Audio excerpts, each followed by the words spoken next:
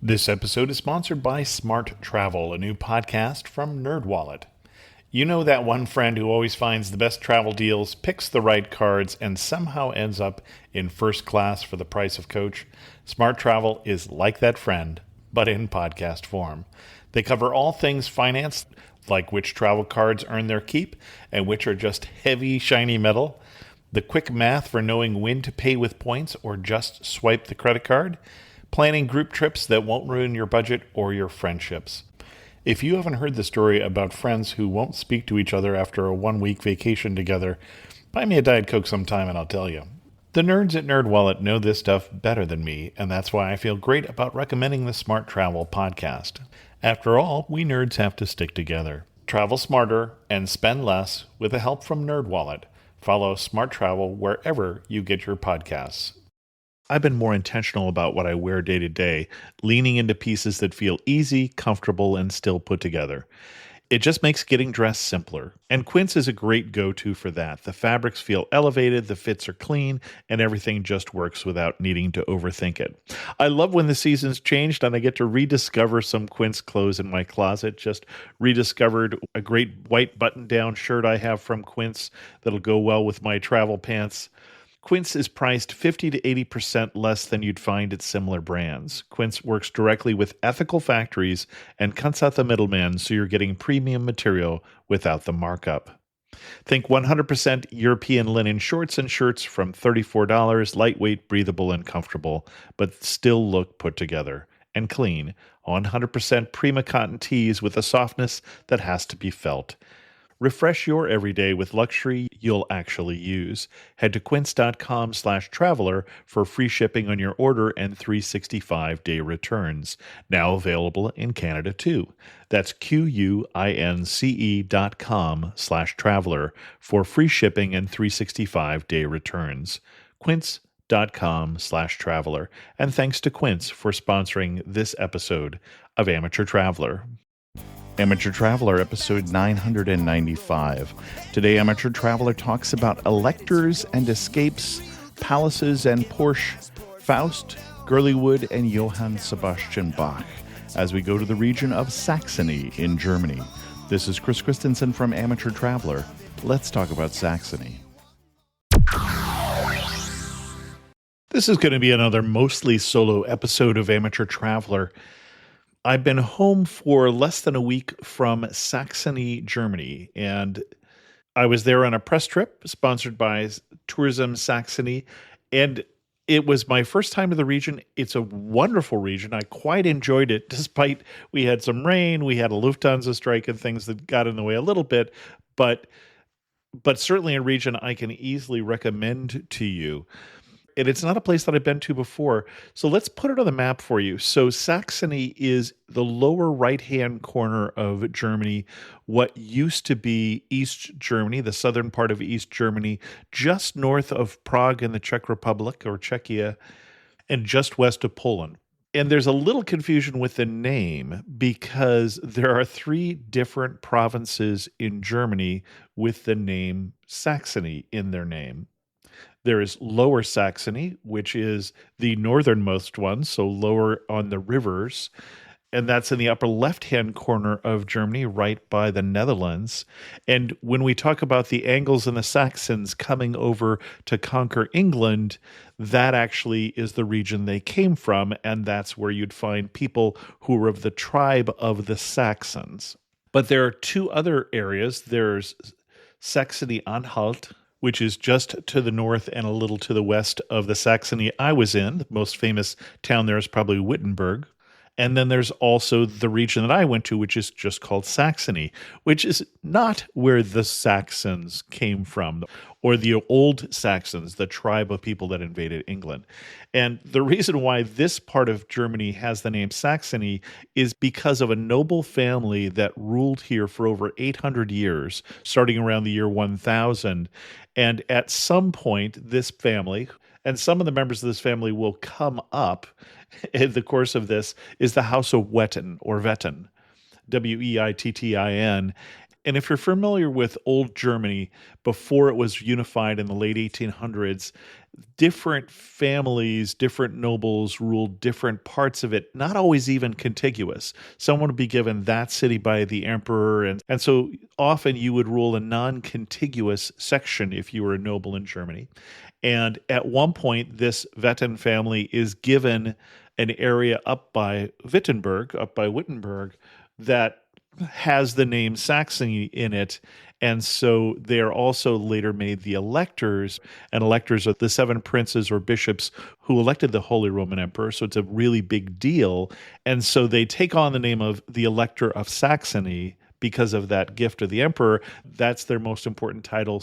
So this area then starts to be called Saxony also. And the guy, by the way, who gets the title of elector is Frederick the Belligerent, which I just love. So we've got it on the map. We've got the name. Why should you go to Saxony? This is an area that was one of the wealthiest parts of Germany, or what became Germany, from the Middle Ages up until probably World War I, or maybe even up till World War II. It becomes a center for trade. It becomes a center for industry as the Industrial Revolution takes off. And because of that, a lot of wealth was in this area. A lot of wealth was in the family of the Wittens. And there are a lot of amazing, interesting, historic things that have survived both World War II and the communists in the DDR, so that it's worthwhile seeing for historic things. This is also where some amazing music happened. And there's also some wonderful nature here in the area, although I did not get to Saxon Switzerland, which are some beautiful eroded sandstone landscapes in the southern part of Saxony that I hope to get to next time I'm there. The original plan for me to get there was to fly into Frankfurt and then fly to Berlin, and that's about an hour and a half drive down from Berlin to Leipzig, where we started. Although I missed my connecting flight because the connection was way too tight. Don't try and do an hour and 20-minute connection in Frankfurt. I recommend against it, especially when you have to clear customs. It's just a really big airport. And so I ended up going from Frankfurt on the train over to Leipzig. And the nice thing about the Frankfurt airport, it has great train connections, and you can get anywhere in Germany from there, or really anywhere in Europe from there. One thing to know about Leipzig is it was a very important city in the Middle Ages because it was a trading center. There were two major highways, king's highways, in the Holy Roman Empire. One was the Via Imperii, which went from the Baltic Sea down to Rome through Leipzig. And the other one was the Via Regia, or the King's Highway, that went from Spain, Santiago de Compostela, all the way to Kiev. And Leipzig also is on that route. And so because of that, this became a center for trade. And it was a major trading city, is still a major trading city. And one of the things they invented there in the Industrial Revolution is a sample fair. So in the Middle Ages, when you wanted to trade your goods, you would load them all in a cart and you would bring them to the market and then you would sell them. But in the Industrial Revolution, where you're now making hundreds or thousands of these items, you'd bring your sample goods. These are all the kind of things we can provide to the fair. People would buy them, they would order them, and you would ship them. And so that was invented here in Leipzig. And downtown in Leipzig, in the old historic center, there are a lot of these buildings that were built for trade centers. They have passageways in the middle of them so that you could get a cart in and unload your things without crowding the streets. And so it's a city of passages, not as many as there used to be, but there's still quite a few down there. And I actually stayed very close to the old town hall. I stayed in the best hotel in town, or if not the best, certainly one of the best, and that's the Steigenberger. I did not know this chain. Apparently it's a German chain now owned by a Chinese company. But if you find a Steigenberger hotel in a city in Germany, it is likely to be one of the best hotels in town. It was a beautiful hotel, but I'll redirect you to my hotel review, which will be linked from the show notes.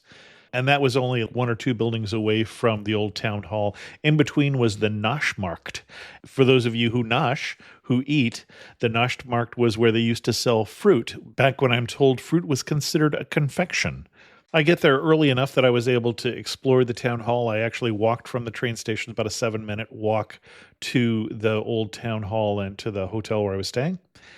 Inside some of those passageways, in one of them nearby, just at the end of the Naschmarkt, I thought it looked very much like the Galleria Vittorio Emanuele in Milan, Italy, and it turns out it was built by the same architect, so I wasn't wrong about that. If you go inside there, and I'll talk a little bit about this more later, you'll see some interesting statues of the devil and Faust, and there's a connection. The first official thing that we did in Leipzig was go out to an area of town where there's a lot of brick warehouses that used to be where the industry for the town was. Now there's a lot of artists in that area, but it's the Spinnerai, and Spinnerai being this is where the spinning machines were for textiles. We visited a small industrial factory there that is making very big machines, including cranes on trains that use for derailed trains, large trucks that carry buckets of molten hot slag that are used in the steel making process. This is a company that's managed to survive the nationalization and then the privatization that happened around the DDR. All companies in the East German state were owned by the government, but since then have had to be reprivatized, and many have failed because they could not compete with the West, but this one has been able to.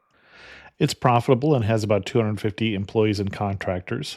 So we went to see this historic area, but we also went to see the Oscar Niemeyer Sphere. So this is a sphere designed by Brazilian architect Oscar Niemeyer towards the end of his life, the only structure by him in Germany. So this is a very interesting building because it's this spherical bubble that sticks out of this old brick building. It's not actually attached to it, but you have to look closely to see that they couldn't change this listed building, this historic building, but they built a event space because they have such a good chef at this company that he wanted to do more things, and the company actually built him this event space so they could host events in the sphere and then on a rooftop patio. And as always, I will link to that in the show notes of this episode. And then we did a tour on the canals in Leipzig. Leipzig has over 300 kilometers or 180 miles of interconnected canals, rivers, streams, and waterways. And in the summertime, I'm told that this canal would fill up with canoes and with crafts like we were on, which is a sightseeing boat. So we had a sightseeing tour in English, which they offer sometimes, and sometimes they offer audio guides. A lot of the stately homes that we were passing by were homes that were built with money from the publishing industry because Leipzig was the center for publishing in Germany. There was at least one bridge that was so low that we had to pretty much lie down on the table in front of us in this sightseeing boat so as not to hit our head. But a very pretty area, and it would be quite enjoyable in the summer. We were doing a little more in the rain. April was still a little early in terms of weather for Leipzig. Might be a little better in May or June.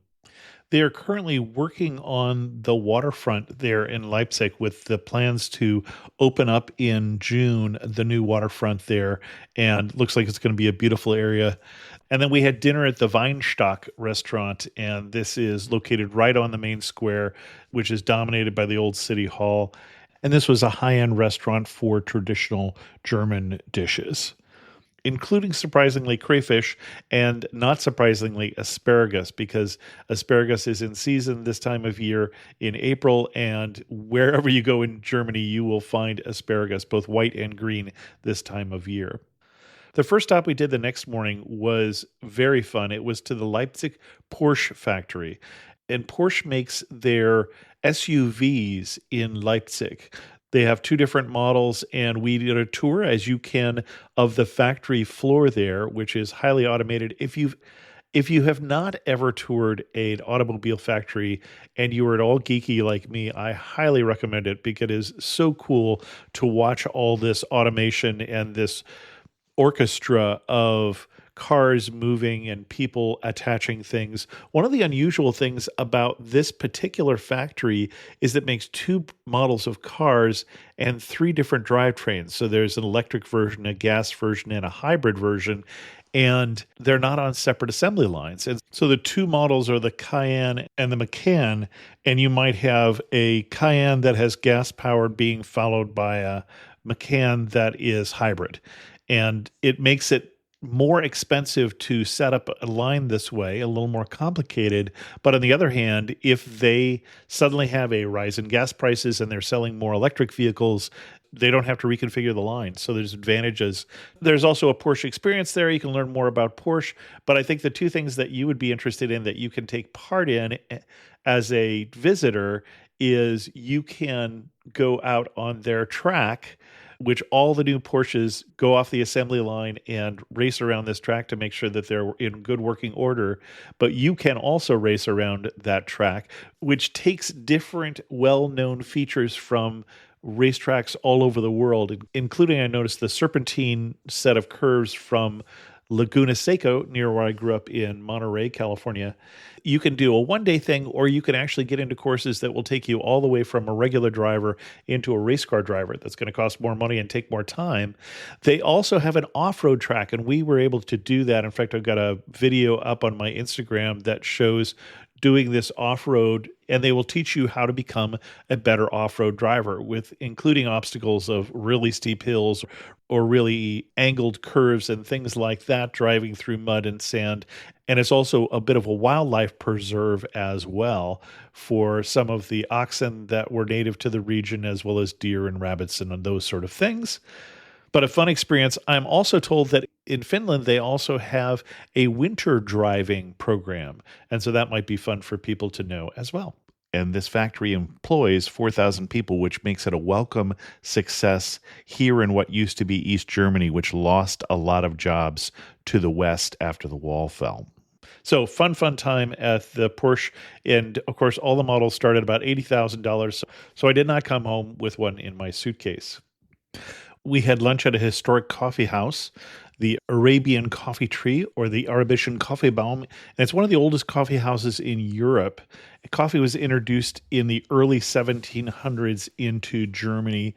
It came in through the Turks, who had connections into the Middle East, obviously, and then down to Ethiopia, where it originates. It wasn't until the Ottoman Turks were no longer the threat that they were at one point that this part of Germany and Saxony starts to adopt some Turkish customs and even some Turkish dress. When we visit the palace later on in Dresden, we'd see one of the rulers down there had a wedding where he even greeted his guests dressed as a sultan.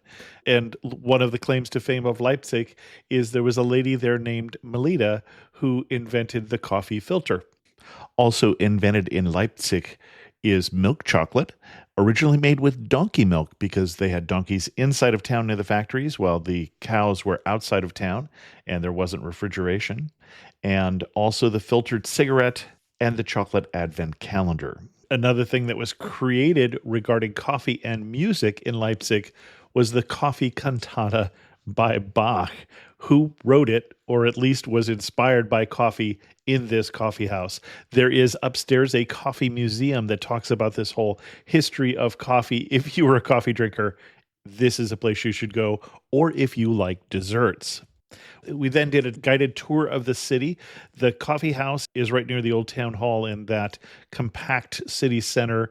We saw St. Thomas Church, where Johann Sebastian Bach is buried, as well as St. Nicholas Church, where in 1989, the peaceful revolution started, sometimes called the Singing Revolution, where the people were sent out to protest, but they were sent out with a candle in one hand and maybe a songbook in the other so that they couldn't pick up and throw rocks. They were peaceful. And instead of greeting this with violence, as had happened previously, this is one of those things that led eventually to the fall of the Berlin Wall later on in 1989. So a significant part of Leipzig's history, but a significant part of Germany's history. It's one of the reasons that I really wanted to visit Leipzig. And then we went to the Leipzig's Bach Museum. And when I say Bach Museum, it's predominantly about Johann Sebastian Bach, but it shows you not only him, but the 5 generations of musicians that he's a part of. in that family, including one of his sons, who becomes another famous composer, but lots of choral directors and organists. A map of organs that Bach tuned all over Germany. It shows you pieces of music that he wrote, the originals. And then I liked how it made it more relevant, especially for younger people, where you could see how the Beach Boys used Bach or how Lady Gaga used Bach in some of her pieces. There were interactive segments where kids could pick up different items and hear the sound of the bells if they picked up the bell, or the sound of a sneeze if they picked up the snuff box. It was a very well presented museum. And if you're a Bach fan, you should absolutely go. But I think a lot of people would enjoy this museum who would not necessarily consider themselves even a fan of classical music. And then at that point, our group broke into three different parts. I went to the Mendelssohn Museum. So Mendelssohn also was important in the history of Leipzig. Bach lived there for 17 years until his death and taught the local choir there. I don't know about you, but I like keeping my money where I can see it. Unfortunately, traditional big wireless carriers also seem to like keeping my money too. Before Mint Mobile asked about being a sponsor in the show, I was already looking at Mint Mobile because what they offer, the same towers, the same service for less money, was something that appealed to me. After years of overpaying for wireless, I finally got fed up with crazy high wireless bills. At Mint Mobile, all plans come with high-speed data and unlimited talk and text delivered on the nation's largest 5G network. Bring your own phone and number, activate with eSIM in minutes, and start saving immediately. No long-term contracts and no hassles. Mint Mobile is here to rescue you with premium wireless plans starting at $15 a month. If you like your money, Mint Mobile is for you. Shop plans at mintmobile.com/traveler. That's mintmobile.com/traveler. Upfront payment of $45 for 3-month 5 GB plan required, equivalent to $15 a month. New customer offer for first 3 months only. Then full price plan options available. Taxes and fees extra. See Mint Mobile for details. And thanks to Mint Mobile for sponsoring this episode of Amateur Traveler. I'm a guy in my 60s, and that means growing up, skincare for me just meant washing my face, and we only wore sunscreen if we went to the beach. And so my skin has seen some wear and tear. That's one of the reasons I like OneSkin as a sponsor. Obviously, it's better if you start sooner than I did. OneSkin's results are backed by 4 peer-reviewed clinical studies, over 10,000 5-star reviews, and they've been recognized by Bloomberg as a leader in skin longevity. You don't really need a complicated routine to get healthier, younger-looking skin. Born from over a decade of longevity research, OneSkin's OS1 peptide is proven to target the visible signs of aging, helping you unlock your healthiest skin now and as you age. For a limited time, try OneSkin with 15% off using code TRAVELER at oneskin.co/traveler. That's 15% off oneskin.co with code TRAVELER. After you purchase, they'll ask you where you heard about them. Please support this show and tell them I sent you. And thanks to OneSkin for sponsoring this episode of Amateur Traveler. One of the interesting things about Leipzig is it was not a royal city. The prince-electors, for instance, were down in Dresden, which we'll talk about later. And so a lot of the things that were promoted in the city were done by the city itself, including the orchestra and the choir, which date back into the time of Johann Sebastian Bach and Mendelssohn and people like that. Wagner was also born in Leipzig, so quite a lot of musical people came through or had a connection with Leipzig. And we learned at the Mendelssohn House that Mendelssohn really helped sort of introduce people to the music of Bach, which had been widely disseminated during his lifetime, but had probably become a little less prominent until Mendelssohn. Mendelssohn was Jewish, which is interesting because Wagner was a friend of his, and Wagner was an anti-Semite that was really popular with the Nazis later on. So those two must have had some interesting conversations. One of the things we learned on our guided tour was that the city of Leipzig was growing so fast in the 1800s because of this new industry.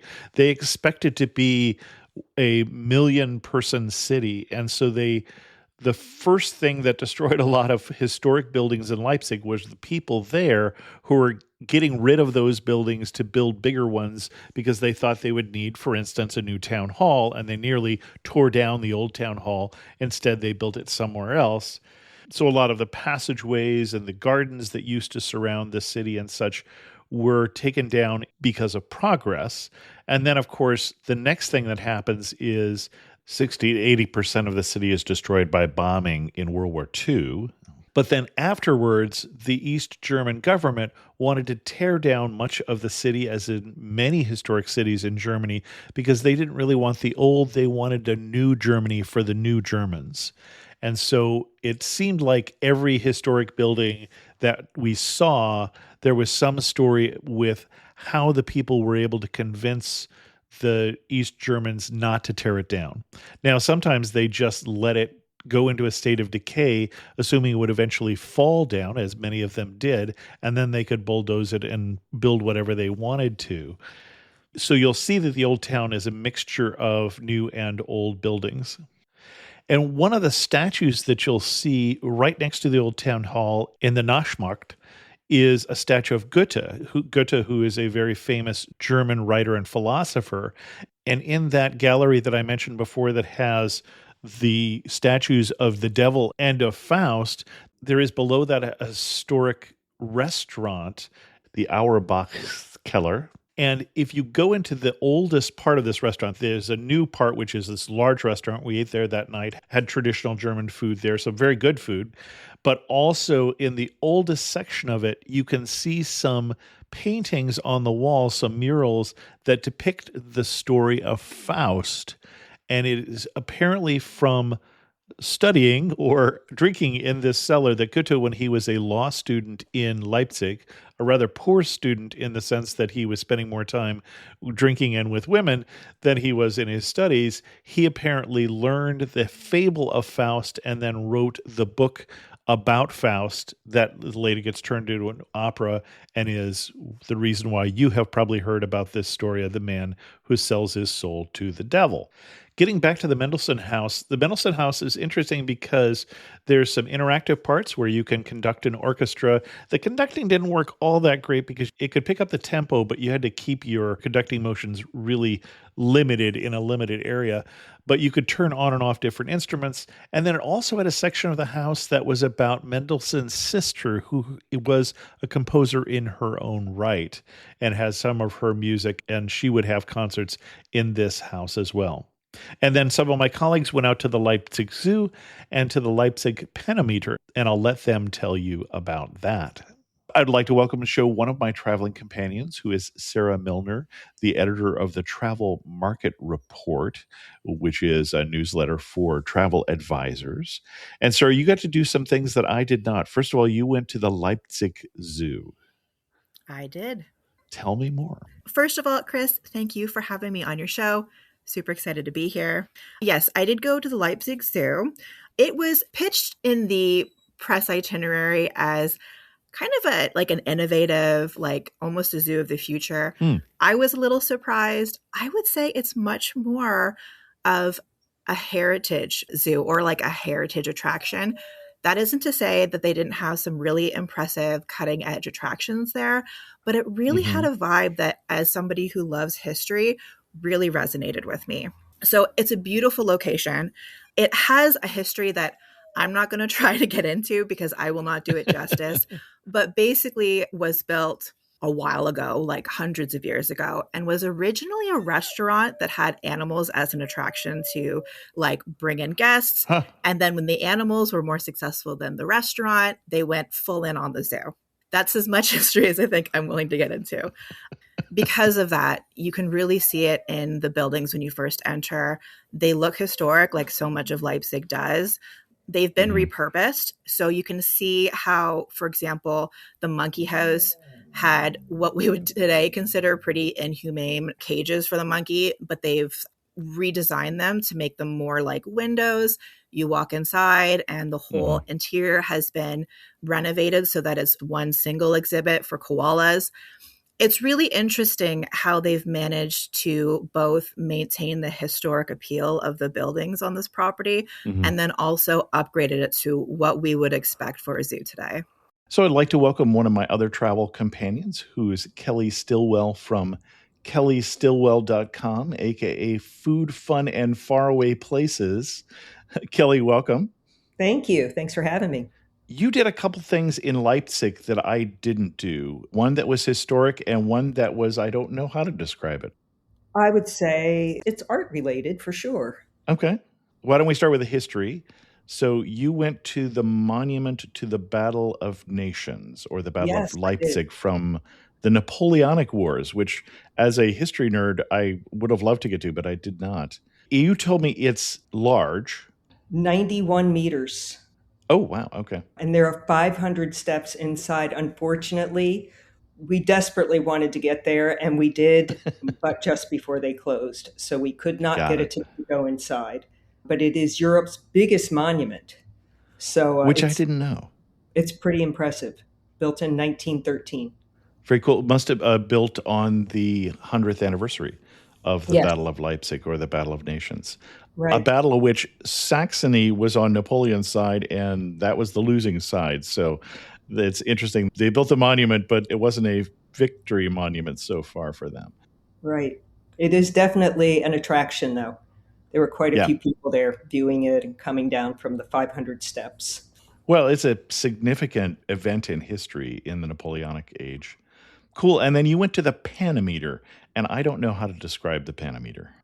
Well, I didn't know until you see it. You really don't understand it, but it is a panorama Yeah. that is done in a gasometer. So these gasometers were used for natural gas storage, and Okay. many of them are destroyed now. So it's pretty cool that this one is being used for art now. So they took what used to store natural gas, one of those big tanks. I've actually been someplace that turned one of those into a convention center, but they turned it into a something like an IMAX or a Right. okay. 360-degree viewing area. It's Okay. 32 meters high, 110 meters wide, and in the middle there's a 15-meter high tower so that you can see the viewing, you can see what you're viewing from different levels. Okay. And this was actually Antarctica. Now, I have to say, when I was first asked what I wanted to do, as you know, there's just so much to do, and it was a hard choice. And I thought, Right. why do I want to see an exhibit about Antarctica while I'm in Leipzig? I wanted to see, and at one time there was a panometer on Leipzig, but right now it's Antarctica. But the reason is that you can't see it anywhere else in the world. There are only two right now. There's one in Leipzig and there's one in Dresden. So Huh. to be able to experience it, I think is worth visiting. And it was pretty incredible. Photographs and footage of Antarctica like I'd never seen before. I haven't been there, so it Mhm. was pretty impressive. It's a special movie shot in 360 degrees and just for this presentation. That's right. It's video and photographs, both. Some of it is Okay. still and some of it's video.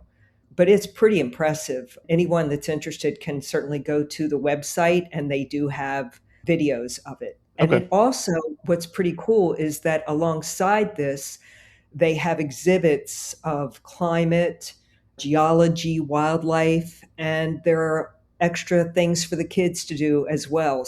I consider it art, but it's a really educational experience as well. And Okay. the kids will love it. Very cool. Thank you very Yeah. much. Next day, we headed all the way to the east of Germany and to the east of Saxony to the town of Görlitz. But on the way there, we stopped at Colditz Castle.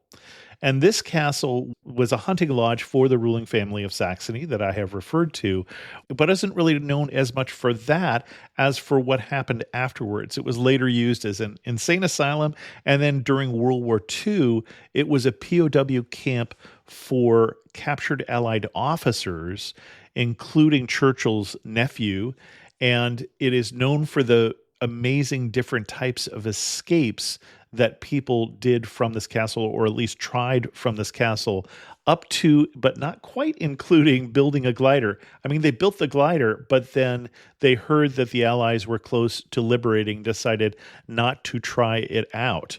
But they built a glider up in the attic, and there are multiple movies about Colditz Castle that you can look up.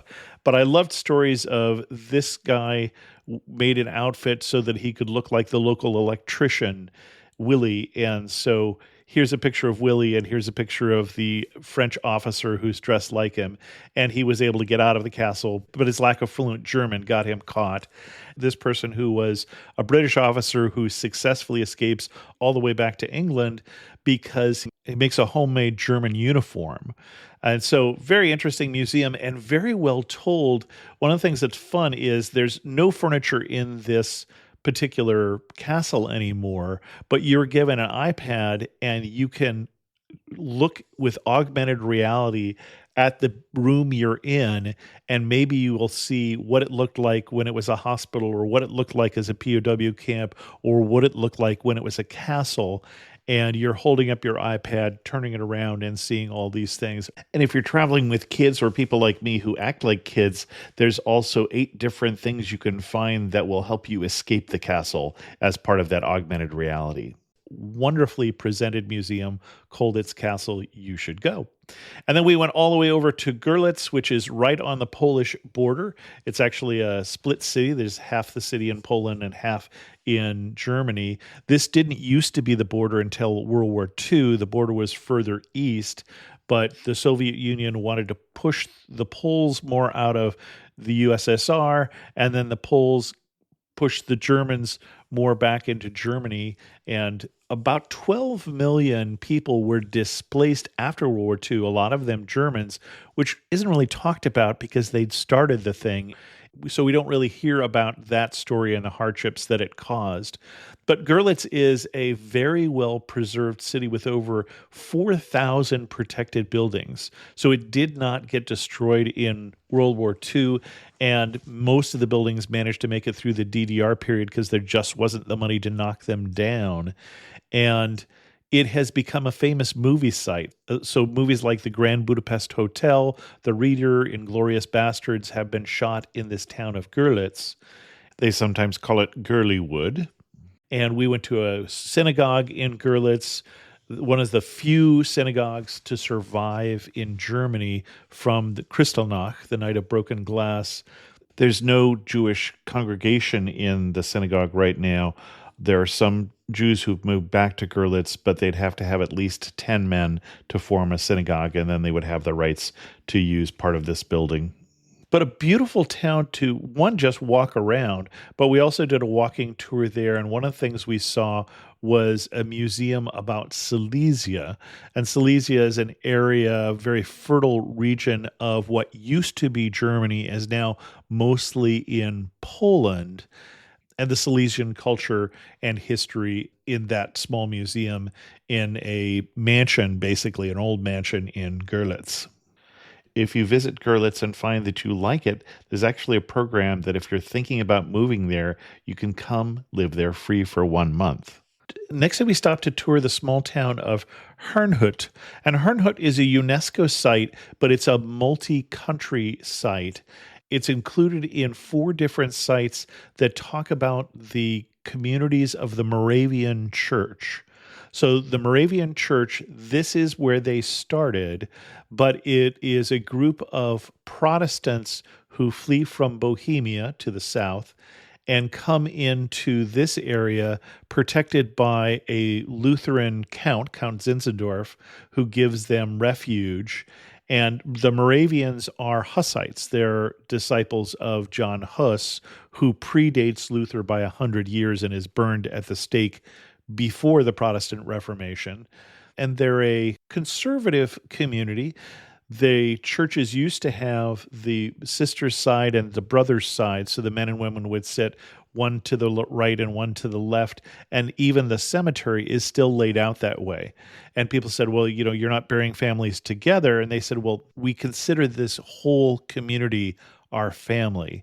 And so you can see the graves there. They are not ostentatious.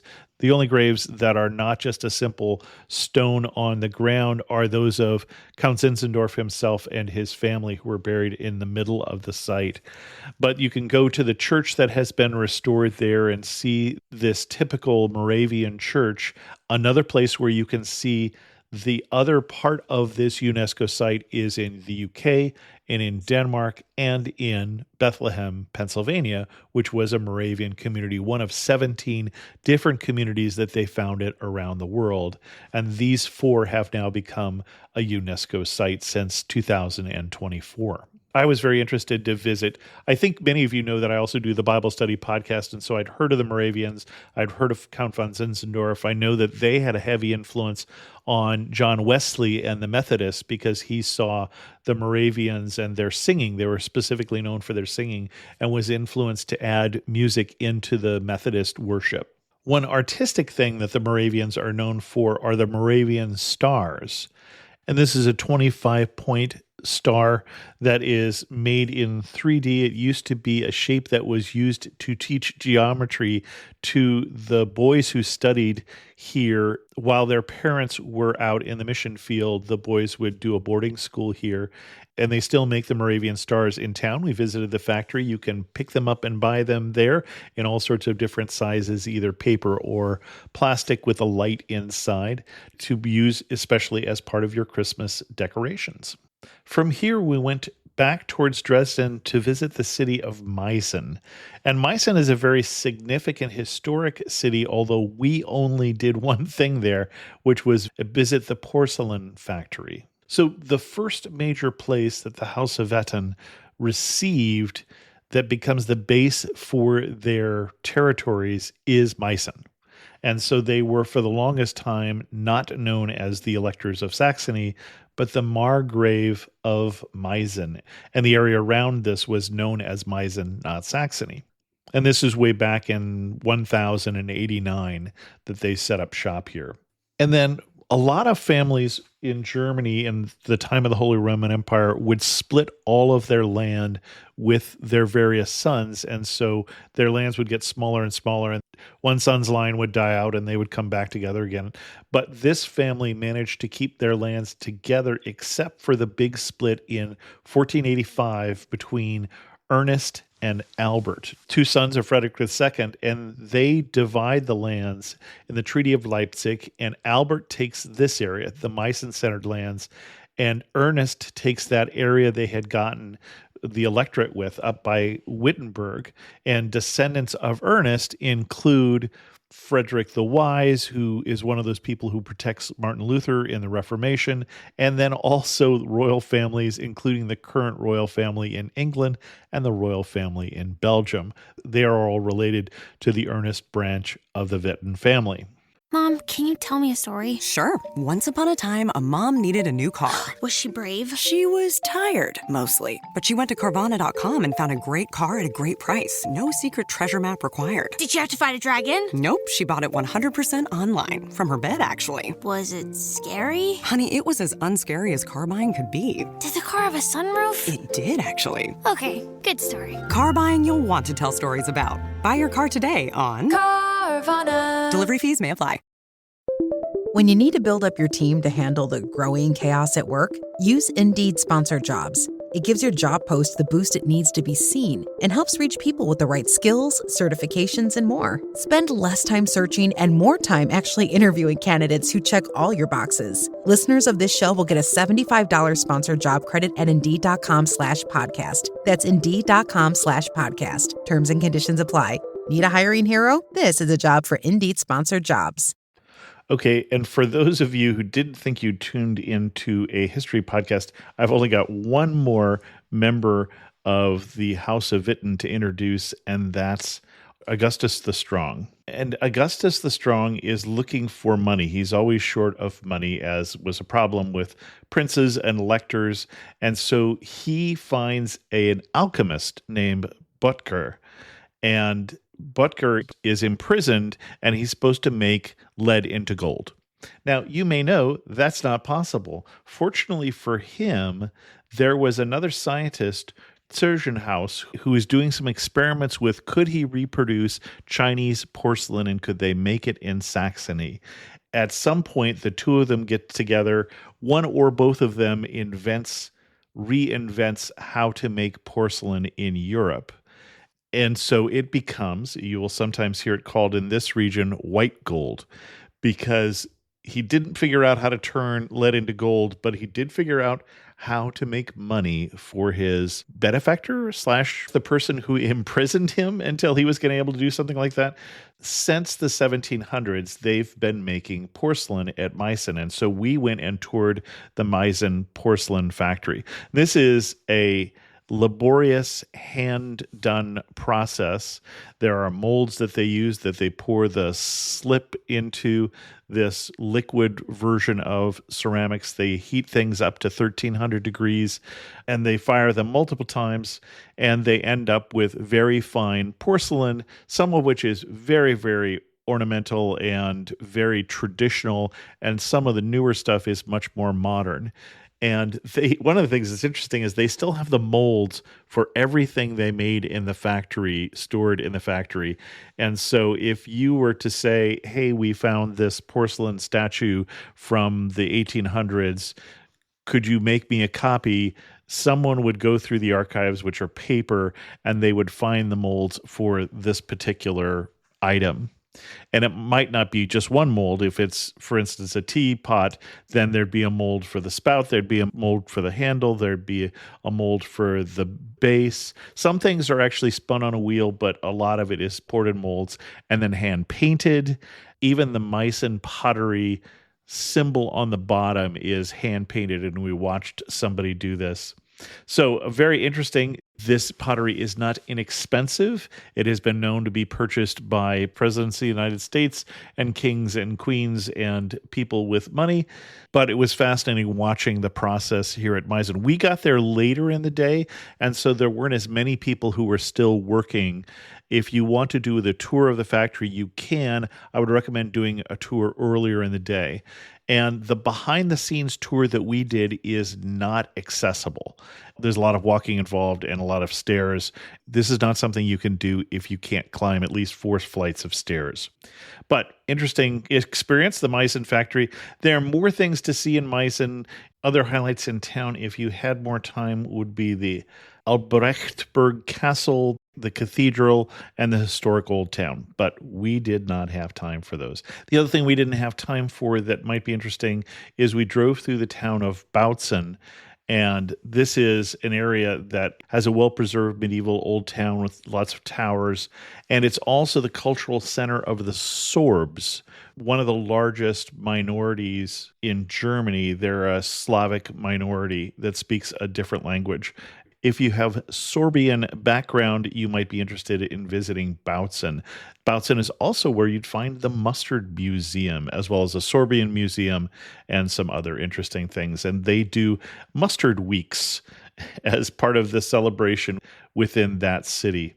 Oh, speaking of celebrations, one thing I forgot to mention is in Görlitz, that if you're interested in seeing some of these 4,000 protected buildings, the second Sunday in September, many of these listed houses are open.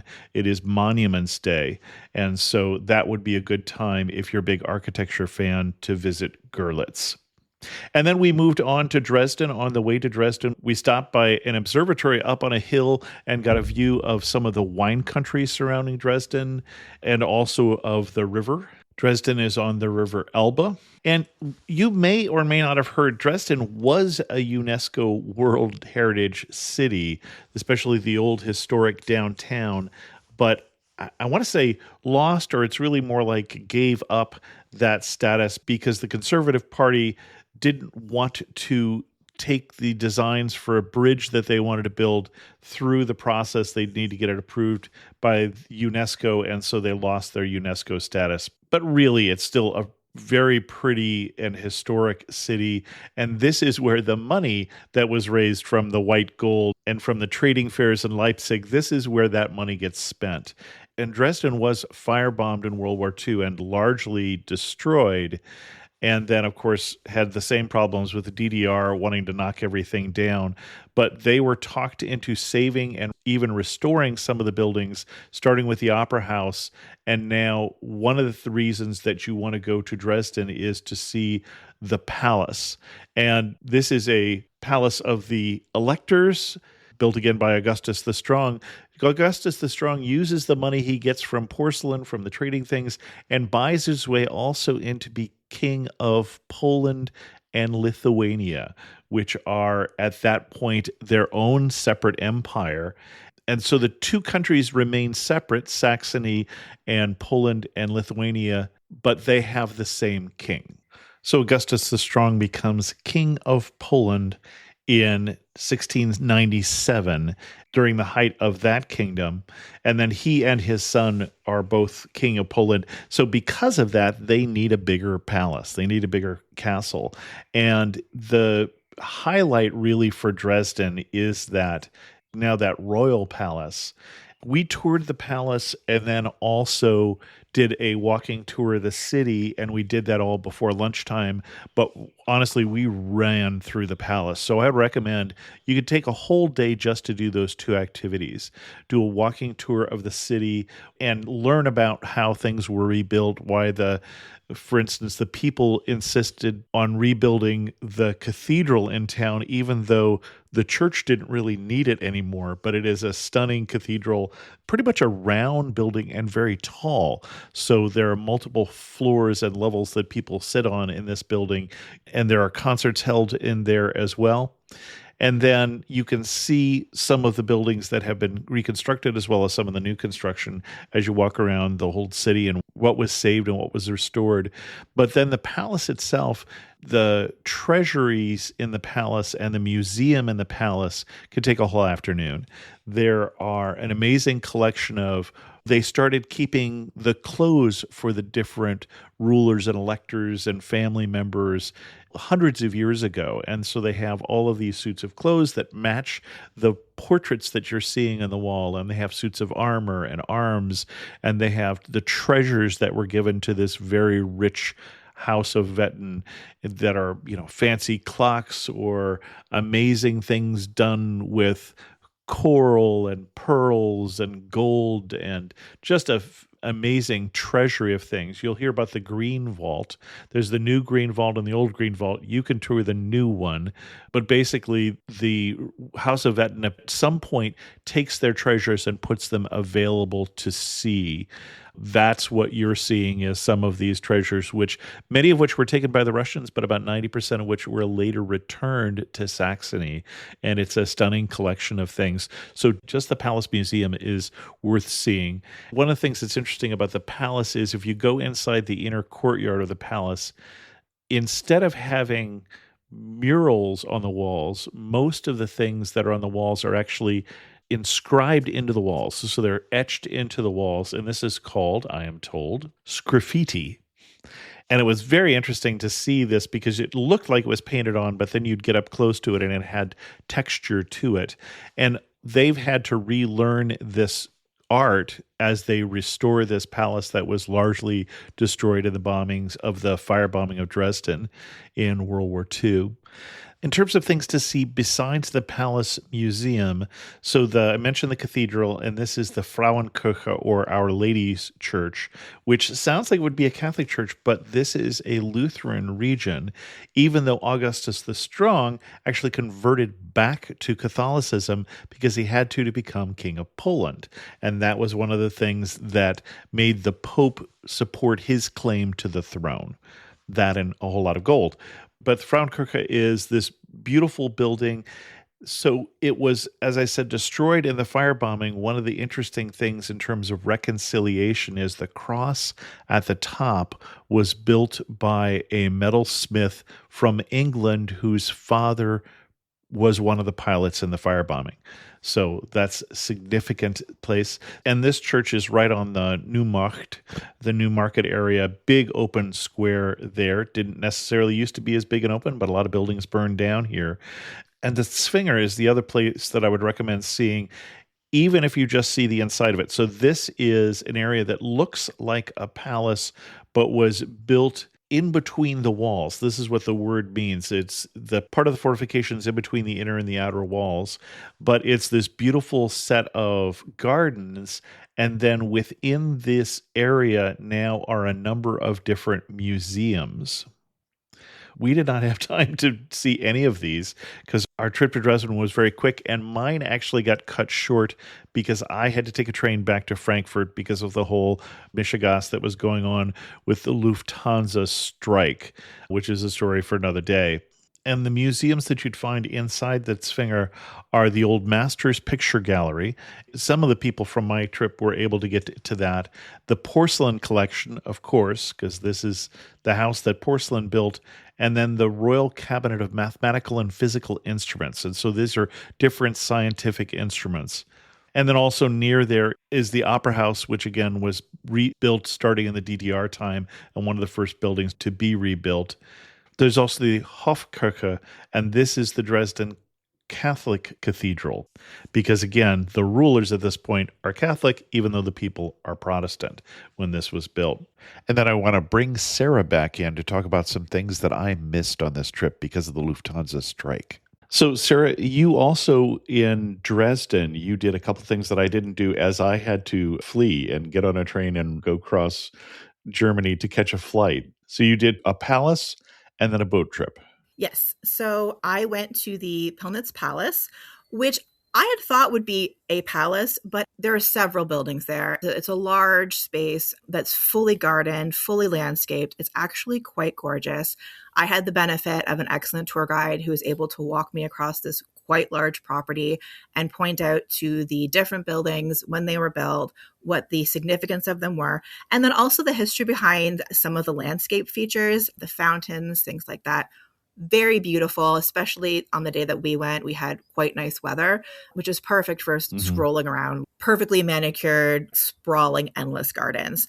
And then at the end of that, we were able to catch a boat ride right on that property that took us back to Dresden proper. It was kind of a ferry, but it was very upscale. The boat was clearly recently redone inside, so it was quite nice. There was restaurants on board, comfortable facilities. We had the opportunity to sit outside on the upper deck, which is all open, and we were served beer and wine and cake and cappuccinos. And as we went down this boat ride that was about an hour long, you could just watch in the distance this beautiful buildings and gardens, and you could people watch. It was fantastic. And then where did it end? Where did it terminate in Dresden? It was right downtown Dresden. We were basically able to walk back to our hotel from there. Excellent. Well, thank you very much. Well, thank you, Chris, and thank you for having me. If you're in the area and have more time, again, I mentioned going down south to Saxony, Switzerland to see the sandstone formations there. Would love to do that next time. And then also getting out to the wine area just outside of Dresden there along the Elbe. As I go to wrap this up, I want to introduce you to one last travel companion who this was not her first trip to Leipzig and Dresden. I'd like to welcome one of my other travel companions, which was Jana Graber from Go World Travel magazine at goworldtravel.com.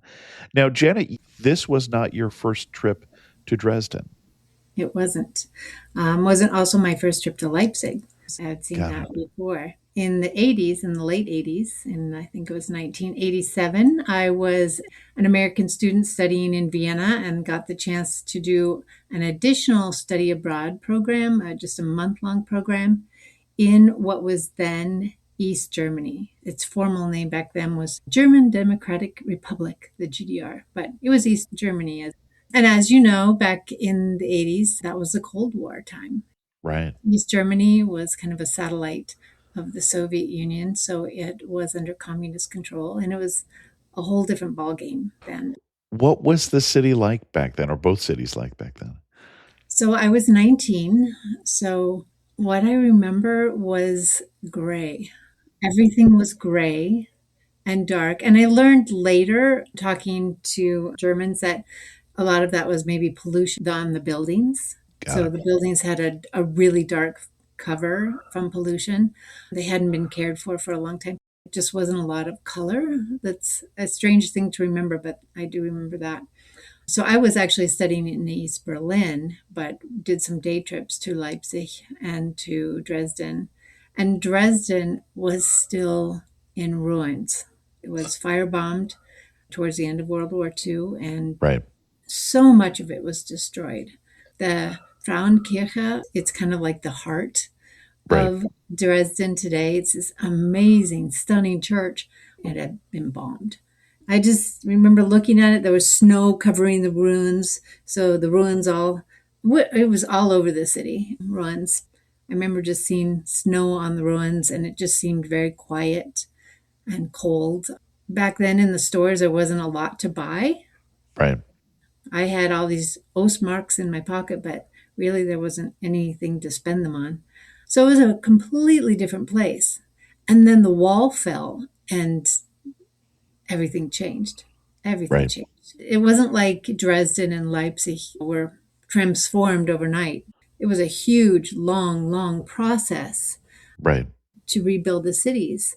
And I remember someone in Dresden told us when we were having lunch with them, they were saying that the reason that the Frauenkirche was rebuilt into this beautiful thing was the determination of the locals. And Right. there was fundraising involved. There was a lot of nonprofits that helped. Well, an international fundraising for the International Frauenkirche. fundraising. Yeah. So this was a project of the heart. It's not Yeah. like the German government just swooped in and fixed everything. There was a lot of people involved in raising money to rebuild that amazing Frauenkirche today. It's stunning. It's fun to just walk across Yeah. the square there, and it's just a completely different feeling. It's life and color and amazing outdoor patios. And I actually was standing there in the square, and I had a hard time putting the two together, that memory of Right. being in there, that area in that square. And then the square today, which is just so amazing. It's full of life. Dresden is an incredible city. I was just so impressed with what I saw, how they've kind of pulled the best of the past, but yet they've Yeah. created these amazing buildings and spaces that are functional and loved by the people of today. It made me really happy to see it. And of course, Leipzig Cool. as well. Wow. Yeah, exactly. Wow. Amazing cities. You would never know if you were just a first time visitor dropped in to these cities today. I don't think you would have any inkling of what they have gone through to get where they are today. Yeah. So impressive. I loved it. A vibrant city. Thanks so much for coming on and sharing your impressions of our trip.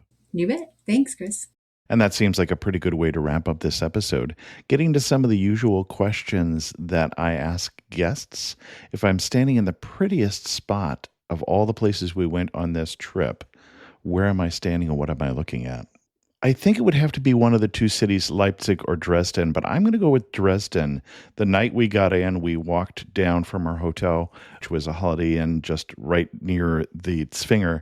And that building, I didn't describe it before, but it has an entryway that has a crown on it. So it's very royal looking, that has a drawbridge then across a moat. And we walked over and saw this in the twilight. And just a stunning area. Much of the Dresden is very beautiful. The wine country that we saw is beautiful, but I'm going to pick the Zwinger there at sunset. One thing that makes me laugh and say only in Saxony. Well, I think you got a little bit of a taste of that in this episode. The number of times you suddenly find yourself talking about one of the Saxon electors, especially Augustus the Strong. He wasn't the elector here for all that long, considering what a huge impact he made on the history of this area. And if I had to summarize this area in just 3 words, I'd say history, rebuilding, and music. You've got to include music in there because of that connection there with so many famous composers. And that was my trip to Saxony. I don't know about you, but I've been finding the news very stressful over the last year or so, and really have had to cut back on my news and looked for things that are a little more relaxing. If that's you, you might be interested in a relaxing podcast called Stories from the Village of Nothing Much.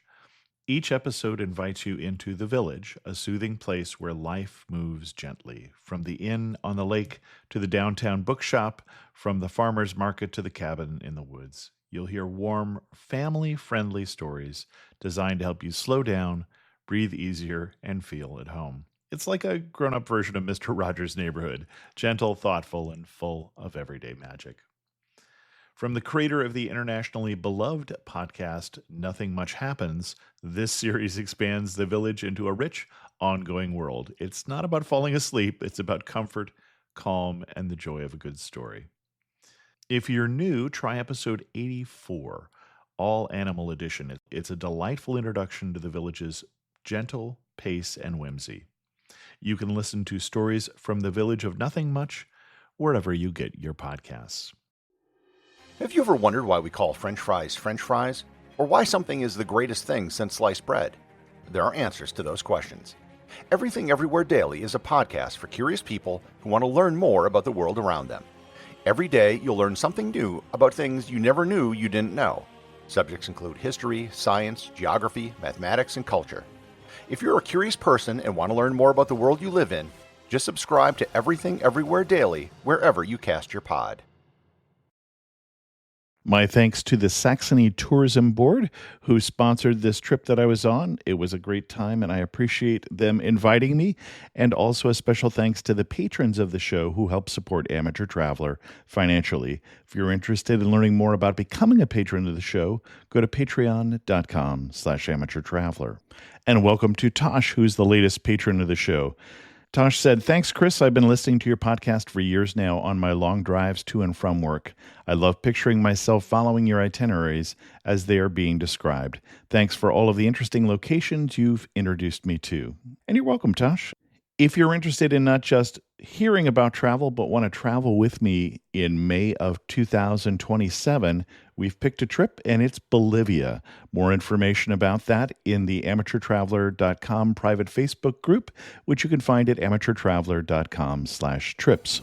With that, we're going to end this episode of Amateur Traveler. If you have any questions, send an email to chris2x@gmail.com, or better yet, leave a comment on this episode at amateurtraveler.com. And as always, thanks so much for listening. I got to see one more.